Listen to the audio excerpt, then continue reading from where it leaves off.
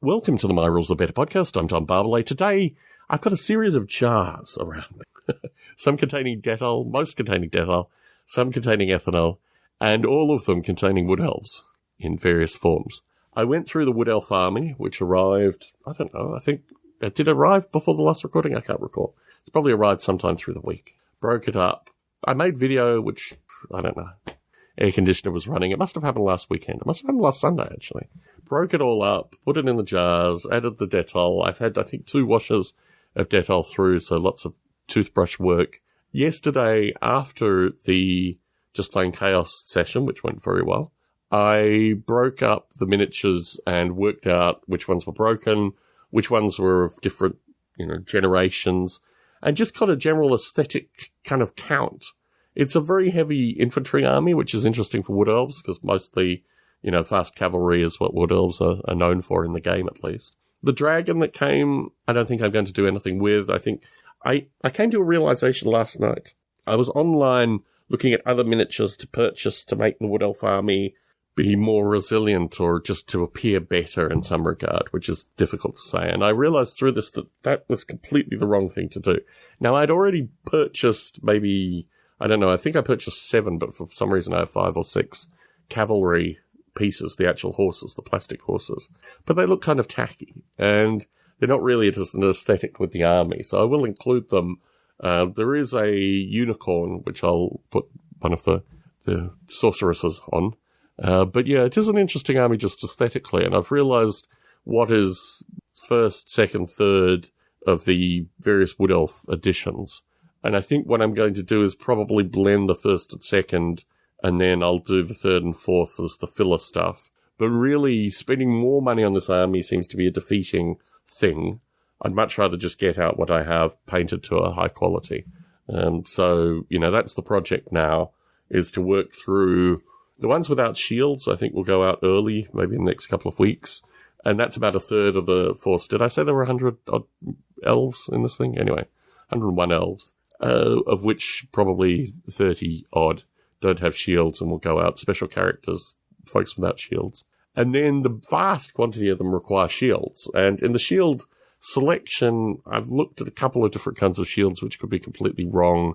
I've gotten some of them sent to me. It'll probably take a month or 2 in the current setting, maybe even longer, before I get those shields. So I just wanted to get something to Rochi to get him started on this, with the view that he has a substantial backlog anyway. I mean, he's got literally pounds worth of miniatures that he has to paint.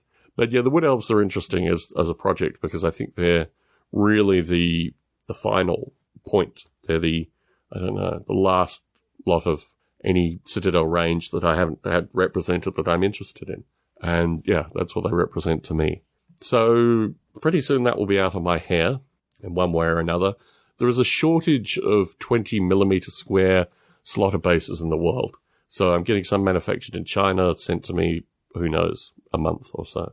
And I've been through my, let me see, there might be more that I have yet to go through, but I've been through most of my bases. And I've assembled a bunch for Rochi as well, because he got some Kev Adams miniatures sent to him. So he needs to work on those with some bases. So that's the lead pile update. The aroma of Dettol in my podcasting room is relatively strong. My sisters-in-law were supposed to be coming this weekend, but one of them injured an ankle, which meant that my podcasting room is filled with stuff associated with getting the guest bedroom ready. But actually, I've been able to divide it in half, and I've organised it. I braced myself. I prepared myself for impact, let's just say that. And I was able to already pre-divide my podcasting room ready for having a productive podcasting room, because I was obviously playing Chaos as well, and have some stuff ready. And I've got a bunch of miniatures that are coming from the fellow in North Carolina. So they're arriving tomorrow, in fact. And I don't know if I'll do a video or not. I think I might just pack them up, because they're more incidental. There's some Lord of the Rings stuff. They're more incidental than anything. They're just a bunch of incidental miniatures. It's not like the World War II figures where they followed a theme. And, I don't know. I've still got one commission left, I think, with these guys. And I'll probably send them some World War II stuff and get it higher painted than what they've done for me historically, just as a means of wrapping up that work. I've got some Valhalla. other bits and pieces, but really, I'm just coming to the end of the lead pile. And I don't think there's any foreseeable way... sorry, I said it wrong. They still have one full set of stuff to paint for me, plus another yet-to-be-sent set. So actually, there's a bit more work there that I'm just blanking on when I describe it. How they do the Union Army... To be frank, I don't think there's a way I can have Confederates painted in this day and age. So maybe the Union Army is just what I have as a representation, and the Confederates can stay as molten lead for generations to come, generations of bullet makers in the future to make accordingly. So, yes, that's where the lead pile is. With the rules, I put out in the last recording the potential for some participants in the current game to work on additions to the Just Plain Chaos rule set. And I think certainly Chris Abbott and Barney Dicker are standing out from that. Chris Abbott is writing amazing notes for the games.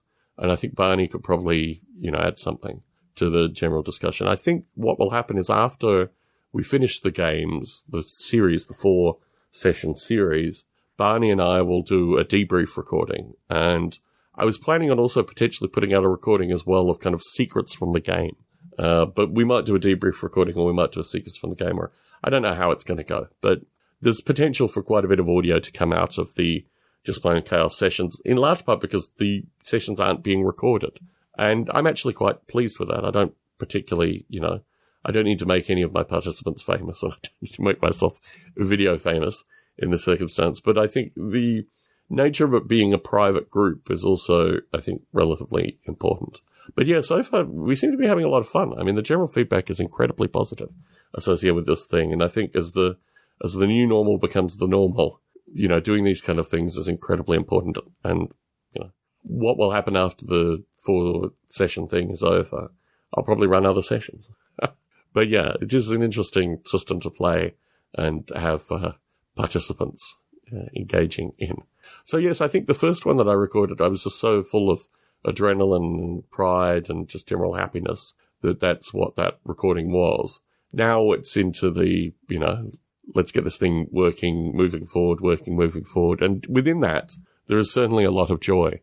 But I'm personally feeling that this is more indication of a race, not a race, an endurance event, which requires a lot of interesting elements. And when I probably put 6 to 8 hours in the first session, I put maybe 3 to 4 hours in the second session.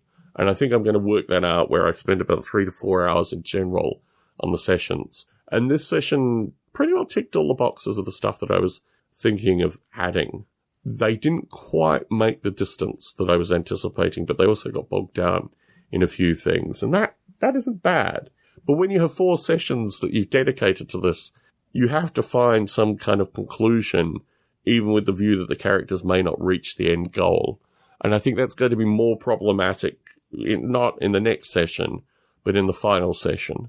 So that might require more time on my part leading into the final session, just to see what we could do in the circumstances. We've already had a non-player character disappear and various other things that come through this, and the character played by Matthew Gibson and the character played by, well, not played by, but nominally will be played by Sean. These are 2 characters who have, sidelined in some regard through the past game. Matthew wasn't able to attend. But I'm going to have to work out a narrative to fit in with his absence, particularly in the new circumstances that the characters find themselves in. But yeah, in general, I think it's very, it's been very well received. And I think the interplay of the characters and what they bring, the kind of gestalt of this, is certainly greater than the sum of the parts, which is what you always want in these circumstances. So yeah, that game is going very well, I think. So what else do I have to add in this recording? Not really a lot currently. The enchantment in the Wood Elves is really very interesting for me. To get into a range that I'm not really that heavily familiar with and kind of delve deeper into it, I'm finding very interesting. To have a romantic idea that at some stage I like the look of Wood Elves, so let's buy Wood Elves and assemble, to take from someone else's army and assemble something which I am happy with. This is an interesting process. It's made me realize that actually there were missing elements in the Wood Elf offering that Games Workshop had. The missing elements were really associated primarily with dragons. I mean, I know there were earlier dragons and these kind of things, but the stuff through the major editions wasn't there. And also the flying eagles, I have one broken eagle, which means that I have no eagles, basically. So, yeah, the force is it's almost like a horde force now, which is really very strange. And just to get intimately aware of what Wood Elves were and what they were at various points, this is interesting, but I don't think I'll be doing it again. I think this is a once-off thing, and I'm feeling more now that I need to put the brakes on, adding, wispy wizard elements and these kind of things. The wizards as defined in the Force are very straight-laced. No, spiraling ribbons of colour or anything like that. Very straight-laced. And I think actually respecting the army or respecting the underlying elements of the army is really very important to me. So that is the Wood Elf thing. That is Just Plain Chaos. More rules coming shortly, I think. I think once we've finished the 2 additional sessions of Just Plain Chaos, it will be a different world. And I'm certainly willing to explore what that world looks like in upcoming recordings. Tom Barbalet in San Jose, signing out.